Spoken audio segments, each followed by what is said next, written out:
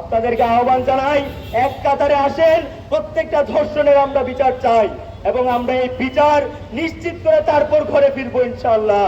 কথা বলে আমরা আপনাদেরকে অদত্ত আহ্বান জানাই। আজকে আমি এখানে কোনো রাজনৈতিক জায়গা থেকে আসি নাই, আমি একজন ভাইয়ের জায়গা থেকে এসেছি।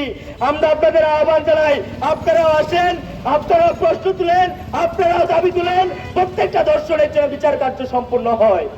যদি আপনি আজকে না আসেন, যদি আপনারা যে আজকে কথা বলা বন্ধ করে দিয়েছেন, চুপ রয়েছেন, ধর্ষণের মতো নির্মম ঘটনা ঘটছে, রামিসার মতো শিশুকে ধর্ষণের পর গলা কেটে মেরে ফেলা হয়েছে, 4 টুকরো করা হয়েছে, তাও আপনাদের কোনো টনক নড়ে না। আমাদের খুব হতাশ লাগে। অথচ আপনারাই এর আগে সবক দিতেন, কিন্তু আজকে আপনারা ক্ষমতা পেয়ে চুপ করে বসে আছেন। কালকে না জানি আপনার বোনটা ধর্ষিতা হয়ে যায়, কালকে না জানি আপনার মেয়েটা ধর্ষিতা হয়ে যায়। আমরা কথা বলবো, আপনারা যদি কথা না বলেন, আপনাদের হয়ে আমরা কথা বলবো। আপনাদেরকে আহ্বান জানাই, এক কাতারে আসেন, প্রত্যেকটা ধর্ষণের আমরা বিচার চাই এবং আমরা এই বিচার নিশ্চিত করে তারপর ঘরে ফিরবো ইনশাআল্লাহ।